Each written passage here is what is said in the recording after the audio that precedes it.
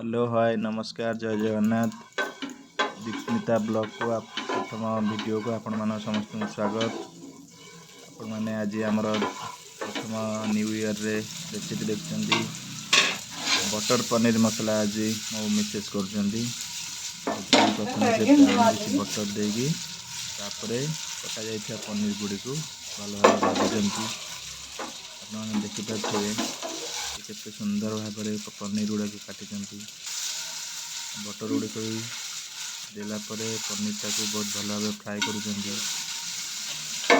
बहुत भल रोसे करती हाथ रंधा पनीर टा मत बहुत भल लगे विशेषकर पनीर हो कि आप मशरूम हो मो मिसेस नॉनवेज खाती जेहेतु भेज आप पनीर मशरूम कोबी फूलकोबी ये सब बहुत भल भाव प्रिपरेसन करती से पनीर भाज सारापर सारा इनग्रेडिएंट मसला रेडी करने प्याज रसुण मसला से रेडी कर बटर जो बटर रे से पनीर टाक फ्राए करते आउ कि एडिशनल बटर देकी से मसला टाक रेडी करने सब मसला हूँ एकाथर देती पियाज अदा रसुण कंचा लंका टमाटो किसी इलायची दालचीनी समस्त मिक्स कर बर्तमान ढांकी ढांकी देला आम देखिपर के सुंदर भाव लाल लाल हो तार कलर केमती ब्राउन चली आसे तार नेक्स्ट प्रोसेस होगुड़ी को आम बाहर करके ग्राइंडिंग करवा ग्राइंडिंग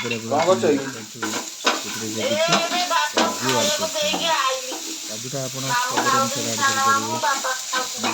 क्वांटिटी बढ़े पारे काजूटा ऐड कले कौन कि ग्रेवीटा बढ़ी जाए स्मेलटा अलग आसे टेस्टा बढ़ी जाए जेहेतु आप पनीरटा ऐड कर फ्रेश क्रीम भी ऐड करें जेहेतु आम क्रीम टा बर्तमान स्किप कर देचु आम काजू ऐड कर काजू जगह आम आ कि चारू मगजर पेस्ट ऐड करूँ चारू मगज बर्तमान देखिपे आप ऑलरेडी मसला भजा रेडी हो सारे एबे मिसेस मसलाटा आम रेडी बर्तमान भल से पनीर बर्तमान पैन में कौन करेंगे ना आम जो भेजिटेबल गुड़ काटी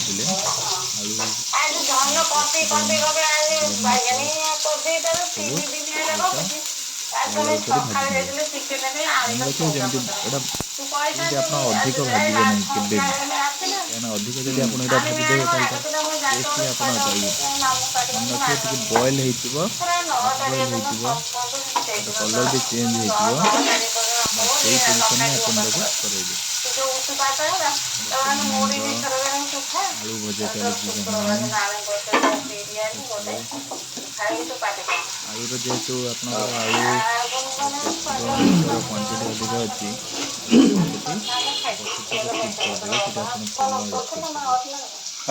यूज कले ठीक जेहेतु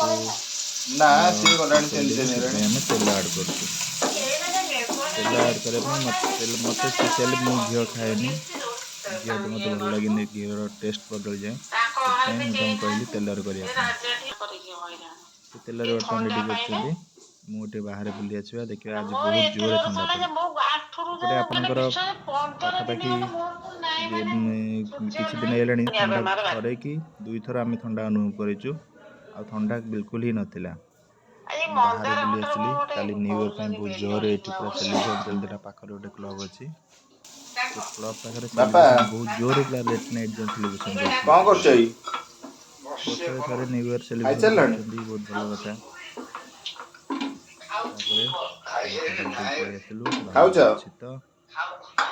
देखिली मिसेस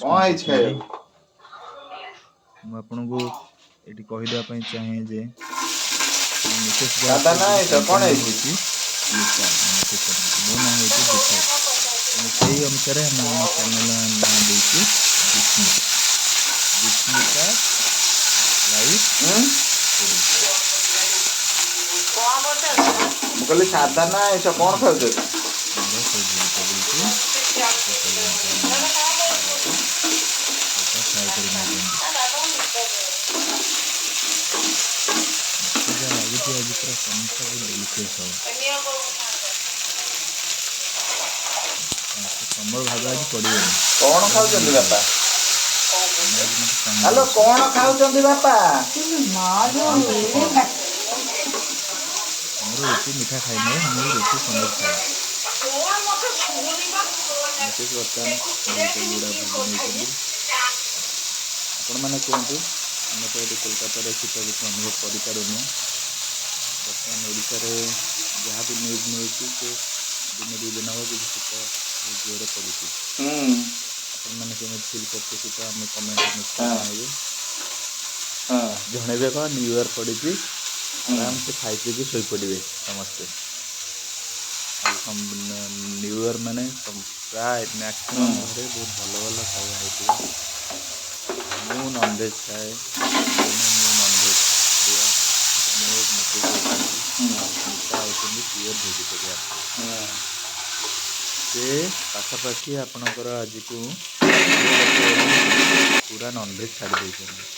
କିଛି ବି ନନଭେଜ୍ର କିଛି ବି ଖାଆନ୍ତିନି। ତେଣୁ ସେଥିପାଇଁ ସ୍ପେଶିଆଲି ମୋର ବି ଦିନ ଗୁଡ଼ା ପୁରା ନନଭେଜ୍ ଯେଉଁ ଖାଇବାର ସେ ବି ଧୀରେ ଧୀରେ ବହୁତ କମିଗଲାଣି, ରେୟାର୍ ହେଇଗଲାଣି।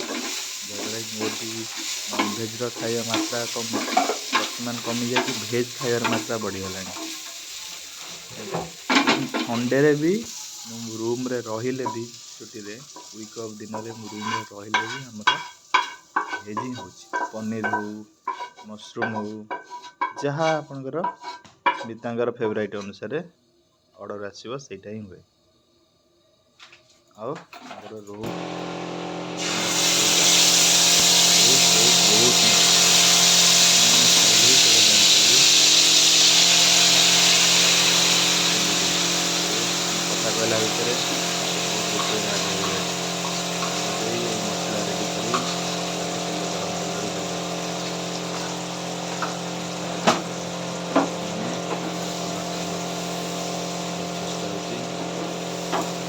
ପକୋଡ଼ାଟା ବହୁତ ଭଲ କରିକି ଫ୍ରାଏ କରିଛନ୍ତି।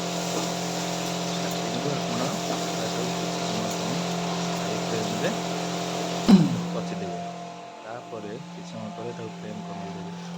ମୁଁ ସେଇ ସମୟ ଭିତରେ ଟିକେ ବାହାରକୁ ପଳେଇ ଆସିଲି, ଆମର ବାଲକୋନିକୁ ଟିକେ ଦେଖିବାକୁ।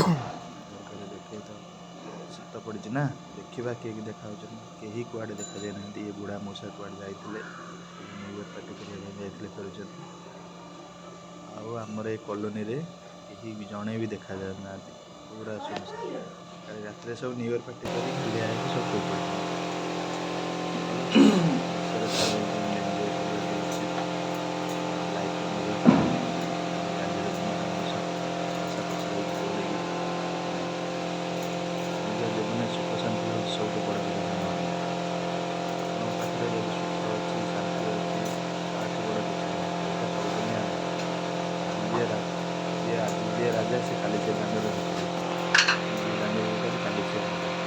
ତେଣୁ ଗୋଟେ କଥା ଶୁଣୁଥିବେ, ସେ ଯାହା ବି ହଉ ଆମେ ଏତେ ସମୟ ଆମେ ପାଖରେ ବିତେଇଥାଉ ବଡ଼ ହେଇଯିବା ନହେଲେ। ତେଣୁ ଆମେ ଏବେ ଦେଖିବା ଯେ ସ୍ମିତା ଯେଉଁ କାମଟା କରୁଛନ୍ତି ସେଇଟା କେତେ ବାଟ ଗଲା। କାହିଁକିନା ମୁଁ ତ ଆଉ ପାଠ ସମ୍ଭାଳି ପାରୁନି, ମୋତେ ବହୁତ ଜୋରରେ ଭୋକ ଲାଗିଲାଣି। କାରଣ ସନ୍ଧ୍ୟା ବୋଲି କହୁଛି ମୋତେ କିଛି ନା କିଛି ସ୍ନାକ୍ସ କରି ଖାଇବା ପାଇଁ ଦିଅ। ସେ କହୁଛନ୍ତି ଯେ ଖାଇବା ପାଇଁ ଦେବି କ'ଣ, ରବି ଆସିଲାଣି, ମୁଁ ୱେଟ୍ କର, କିଛି ସମୟ ଭିତରେ ମୁଁ ସାରି ଦେଉଛି। ପ୍ରଥମ ଭିଡ଼ିଓ ଯେହେତୁ ସାଙ୍ଗମାନେ ଆପଣମାନେ ଭାବୁଥିବେ ଯେ ଏମାନେ କ'ଣ ଏମିତି କଥା ହେଉଛନ୍ତି, କ'ଣ ପଚାରୁଛନ୍ତି। ଏତେ କଥା ହେଉନଥିଲି, ଯେହେତୁ ନର୍ଭସ୍ ବି ଟିକେ ଫିଲ୍ ହେଉଛି। ନଲେଜ୍ ବି ଏ ବିଷୟରେ ବହୁତ କମ୍। ମୁଁ ପ୍ରଫେସନ୍ରେ ଜଣେ ଇଞ୍ଜିନିୟର, ତାର ପ୍ରଫେସନ୍ ଜଣେ ଇଞ୍ଜିନିୟର। ମୋ ମିସେସ୍ ହେଉଛନ୍ତି ହାଉସ୍ ୱାଇଫ୍। ସେ ଏସବୁ ଲାଇନ୍ରେ ଇଣ୍ଟରେଷ୍ଟେଡ଼୍, କିଛି କିଛି ଜାଣିଛନ୍ତି, କିନ୍ତୁ ମୁଁ ଏ ବିଷୟରେ ପୁରା ଅନର।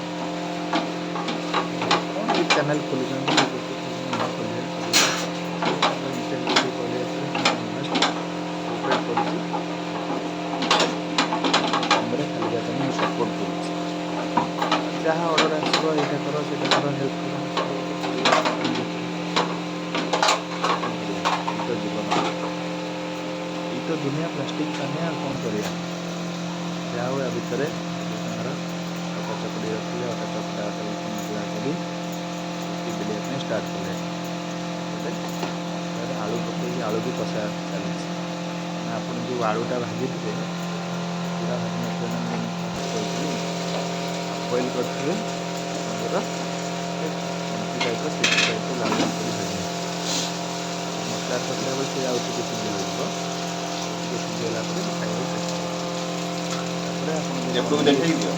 ମଟର କ୍ୟାପ୍ସିକମ୍ ଚାହିଁଲେ ବି ଗାଜର ବିନ୍ସ ବି ଆଡ଼୍ କରିପାରିବେ ବହୁତ ହାଲକା ପରିମାଣରେ କ୍ୱାଣ୍ଟିଟି ବେଶୀ ଦେବେନି ଦେଲେ ଟେଷ୍ଟଟା ପୁରା ଚେଞ୍ଜ ହେଇଯିବ। ମସଲା ଦେଇସାରିଲା ପରେ ମିଶେଇ ବର୍ତ୍ତମାନ କ'ଣ କଲେ ନା ଖାଲି ମିସେସ୍ କହୁଛି ଆପଣ ସେ ବୁଝିପାରୁଥିବେ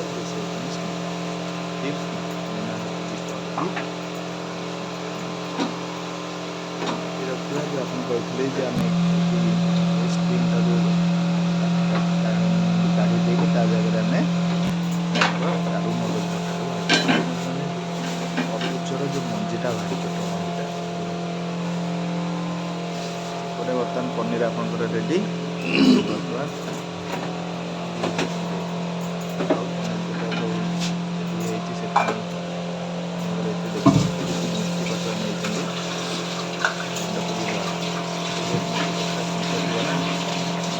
ଗରମରେ ରଖିକି ଆପଣ ଯଦି ଭାଜିଦେବେ ହାଲକା ଭାଜିଦେବେ ତାୱାରେ କି ଗରମ କରିଦେବେ ଆରାମସେ ଆପଣଙ୍କର ଗୁଣ୍ଡ ହେଇଯିବ। ପତ୍ର ଗୁଣ୍ଡ ଦେବେ ଭାଜୁଛନ୍ତି ରେଡ଼ି ଜଲ୍ଦି ଜଲ୍ଦି ସାରିକି ଖାଇବା ପାଇଁ ଏମିତି ଭୋକ ଲାଗିଲାଣି। ସେ ସିନା କଥା ଶୁଣିଲେ ଆଜ୍ଞା କ'ଣ କରିବି ସେ ବୁଝୁଛନ୍ତି ଗୋଟିଏ କଥା ଧୀର ପାଣି ପଥର କାଟେ। ଅପେକ୍ଷା କର ଅପେକ୍ଷାର ଫଳ ମିଠା। ଅପେକ୍ଷା ଖାଇବ ନ୍ୟୁ ଇୟର୍ରେ ଯାହା ହଉ ଏପଟେ କ'ଣ କୁହ ମେଥି ପତ୍ରଟା ରେଡ଼ି ହେଇଗଲା। ତାକୁ ଧୀରେ ଧୀରେ ବର୍ତ୍ତମାନ ହାଲକା କରି ଗୁଣ୍ଡ କରିନେବା ସେପଟେ ଆପଣ ଗୋଟେ ଧନିଆ ପତ୍ରଟା କାଟିଛନ୍ତି ଧନିଆ ପତ୍ରଟାକୁ ଛୋଟ ଛୋଟ ଚପ୍ କରିକି ଆପଣଙ୍କୁ ଦିଆଯିବ ନା ତା ଉପରେ ଧନିଆ ପତ୍ର ମେଥି ପତ୍ରର ଗୁଣ୍ଡ ଆଉ ଗରମ ମସଲା ଏ ତିନିଟା ଜିନିଷ ସବୁବେଳେ ଆପଣ ମନେ ରଖିବେ। ଯେତେବେଳେ ଆପଣ ଇଏ କରିବେ ତରକାରୀ କରିବେ ଯେକୌଣସି କରିକଲା ପରେ ଲାଷ୍ଟରେ ଏଟାକୁ ଆଡ଼୍ କରିବେ। ଆଉ ହଁ ଫ୍ଲେମ୍ ଆଇଦର ଆପଣ ପୁରା ସିମ୍ କରିକି ଆଡ଼୍ କରିବେ ନହେଲେ ପୁରା ବନ୍ଦ କରିକି କାହିଁକିନା ଆପଣ ଯଦି ହାଇ ଫ୍ଲେମ୍ରେ ତାକୁ ଆଡ଼୍ କରିଦେବେ ତାହେଲେ ତାର ଟେଷ୍ଟ ପୁରା ନଷ୍ଟ ହେଇଯିବ। କାରଣ ଆପଣ ଗରମ ମସଲା ଆଡ଼୍ ହେଇଗଲା ତାଙ୍କ ମନ ପସନ୍ଦର ଗରମ ମସଲାଟା ଆମେ ନିଜେ ବହୁତ ମାନେ ଭଲ ଜିନିଷ ଇଏ କରିବା ପାଇଁ ଘରେ ହାତରେ ତିଆରି କରନ୍ତି ସ୍ମିତା। ଆପଣଙ୍କର ଡାଲଚିନି ଇଲାଇଚି ଲବଙ୍ଗ ସବୁ ଭେରାଇଟିର ଇନଗ୍ରେଡ଼ିଏଣ୍ଟକୁ ମିଶାଇକି ସେ ନିଜେ ହାତରେ ତିଆରି କରନ୍ତି କିଛି ପ୍ୟାକେଟ୍ ମସଲା ସେ ୟୁଜ୍ କରନ୍ତିନି। ଏବେ ଆପଣଙ୍କର ମେଥି ପତ୍ରର ଗୁଣ୍ଡ ଦେଇଦେଲେ ଉପରେ ଆହୁରି କିଛି ବଟର ପକାଇଦେଲେ ପନିର ବର୍ତ୍ତମାନ ସାଙ୍ଗମାନେ ଆପଣଙ୍କର ରେଡ଼ି ହେଇ ଆସିଲାଣି। ପନିର ବର୍ତ୍ତମାନ ଆମର ସାଙ୍ଗମାନେ ରେଡ଼ି ହେଇଗଲାଣି ଆଉ ସେ ପନିର ଦେଖିପାରୁଥିବେ ସେଥିପାଇଁ ଏପଟେ ପନିର ସାଙ୍ଗରେ ରୁଟି ଆମର ଅଛି ଆରମ୍ଭରୁ କହିଥିଲି ସ୍ମିତା ଏପଟେ ରୁଟି ବେଲିବା ଷ୍ଟାର୍ଟ କରିଦେଲେ। ସେ ଟିକେ ରୁଟିରେ ତାଙ୍କୁ ମାର୍କ କମ୍ ମିଳିବ କାହିଁକିନା ରୁଟି ତାଙ୍କର ହୁଏନି। ଆଳୁ ପରଟା ବି ବହୁତ ଭଲ କରନ୍ତି ଆଳୁ ପରଟା କିନ୍ତୁ ରୁଟି ବେଲିବାଟା ତାଙ୍କ ପାଇଁ କଷ୍ଟ।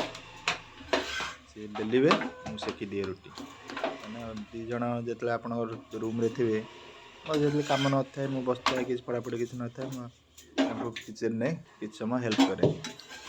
ତାପରେ ରୁଟିଟା ସାଙ୍ଗେ ସାଙ୍ଗେ ଆପଣ ଗରମ ଗରମ କରିକି ଖାଇବାରେ ଟେଷ୍ଟ ଠିକ୍ ଲାଗେ। ଆଉ ଆପଣ ଯଦି ଥଣ୍ଡା ରୁଟିଟାକୁ ସେଇ ରୁଟିଟାକୁ ରଖିକି ଥଣ୍ଡା କରିକି ଖାଇବେ ତାହେଲେ ସେଥିରେ ଆଉ କିଛି ଲାଭ ନାହିଁ ଟେଷ୍ଟ ବି ଆପଣ ପାଇବେନି। ଏଇ ଆପଣଙ୍କ ଏପଟେ ଭିଡ଼ିଓ କଲା ଭିତରେ ମୁଁ ରୁଟିଟାକୁ ଖେଞ୍ଚିଦେଲି ସେ ଏପଟେ ଓଲଟି ପଡ଼ିଲା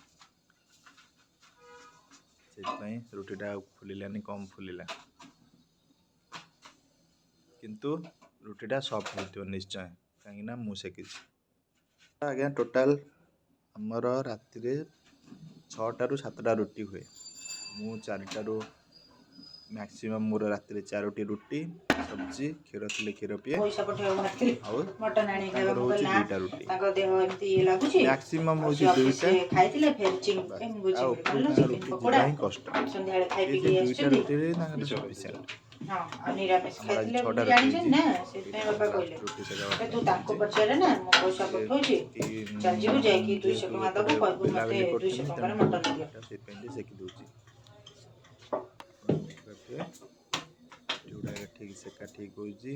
ରୁଟି ଗୁଡ଼ା ଠିକ୍ ପୁରା ଫୁଲିବାଟା ପୁରା ବଲ୍ ବଲ୍ ଫୁଲୁଛି। ରୁଟି ଯଦି ଆପଣଙ୍କର ବଲ୍ ବଲ୍ ଫୁଲିଗଲା ତାହେଲେ ରୁଟିଟା ପୁରା ସଫ୍ଟ ହେବ। ଆଉ ସେଥିରେ କିଛି ଭାବିବାର ନାହିଁ। କଡ଼ାଟା ବହୁତ ତାତିଗଲା, ତାକୁ ଇଏ କରିବା ପାଇଁ ପଡ଼ିବ। ଟିକେ ଥଣ୍ଡା ହେଇଯିବ ନହେଲେ ରୁଟିଟା ଲାଗିଯିବ। ତାକୁ ଟିକେ ଏପଟୁ କାଢ଼ିଦିଅ। ସିଏ ଆସିଲେ ରୁଟି ସେକିବା ପାଇଁ, ମୁଁ ଏପଟେ ଆସିଲି ରୁଟିଟା ବେଲିବା ପାଇଁ। ଗୋଟେ ରୁଟି ଅଛି, ମୁଁ କହିଲି ମୁଁ ଆଜି ବେଲି ଦିଏ ଗୋଟେ ରୁଟି, ତମେ ସେକ। ଯାହା ହଉ ମିଳିମିଶି କାମ କରିଦେଲେ ଆପଣଙ୍କୁ କାମଟା ବି ଜଣାପଡ଼ିବନି। ପରସ୍ପର ଭିତରେ କାମଟା ବାଣ୍ଟି ହେଇଯିବ, କାମ ବି ହାଲକା ହେଇଯିବ। ଆମେ ରୁଟି ସରି ଆସିଲାଣି, ତାପରେ ଆମେ ଖାଇବା ପାଇଁ ପ୍ରିପାରେସନ୍ କରିବୁ। ମୁଁ ଯାଉଛି ସେପଟେ ରୁଟି ଯୋଗାଡ଼ କରିଦିଏ, ପାଣି ଫାଣି ବୋଟଲ ପୁରେଇ ଦେଉଛି, ଆମେ ରୁଟି ଇଏ କର। ନା ନା ବାସ୍ ରୁଟି ଆମର ସାଙ୍ଗମାନେ ବର୍ତ୍ତମାନ ରେଡ଼ି ହେଇଗଲା। ବର୍ତ୍ତମାନ ଆମେ ଖାଇବା ପାଇଁ ପ୍ରିପାରେସନ୍ କରିବା। ବେଶ ବେଶ ଟିକେ ଝଡ଼ାଝଡ଼ି କରିଦେବା। ଦେଖନ୍ତୁ ରୁଟି, ମଟର ପନିର ସବଜି, ପାଣି ବୋଟଲ ଇଏ ହେଲା ଆପଣଙ୍କର କଲିକତାର ସ୍ପେଶାଲ ରସମଲେଇ ମିଠା। କୋଲକାତାରେ ମିଠା ଫେମସ୍, ଆପଣମାନେ ଜାଣିଥିବେ। ମିଠା ବହୁତ ଭେରାଇଟିର ମିଠା ମିଳେ। ପନିରଟା ତ